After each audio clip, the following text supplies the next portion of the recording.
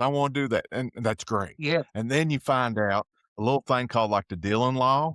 Well, we can't exactly do that 'cause Richmond and the state of Virginia doesn't allow it like we think. In okay, you got 4 or 5 meetings on your you got 1 budget process underneath your belt. What's been the biggest surprise for being the candidate to now being a town council, getting into working it and the mechanics of being a town councilman?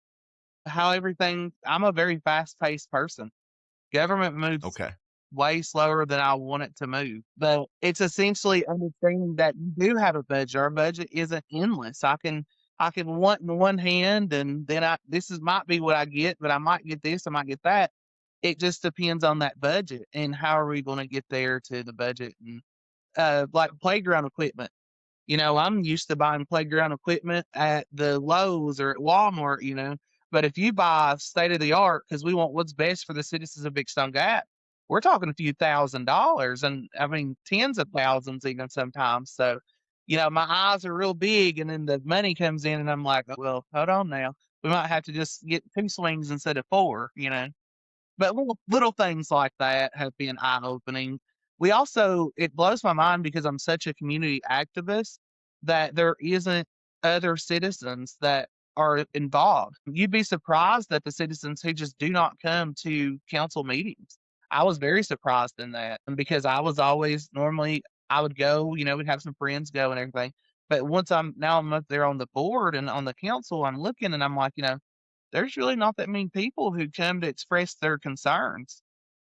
And Okay. that's what I'm trying to work with people on is you can express your concerns, but I'm being very educational. I'm teaching people how to get a work order put in, teaching people if you need gravel, who to call.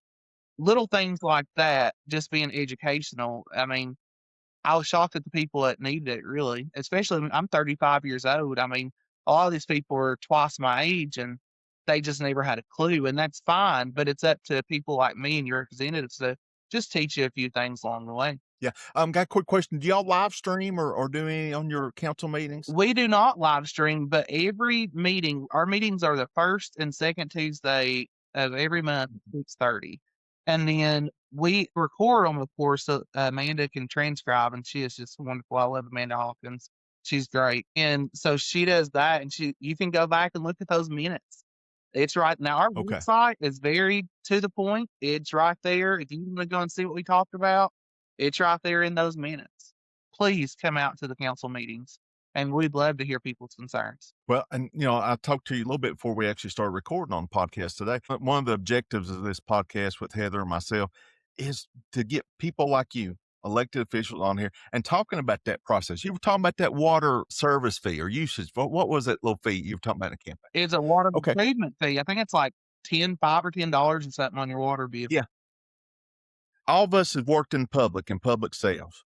You know, people will get irate if they don't know what it's for. They think, well, you're Mhm. ripping me off. And once you can sit down and talk to them or show them, hey, this is what it's for, a lot of times they're okay. Yep. Right. And I think that's what government, especially local government, has a bad problem is just that there is transparency, but it doesn't get out good enough Yeah. to explain. And we can do Um, better. We could have a different approach to things. We could be yeah. informative. Like we have a leader program coming up on April 25th.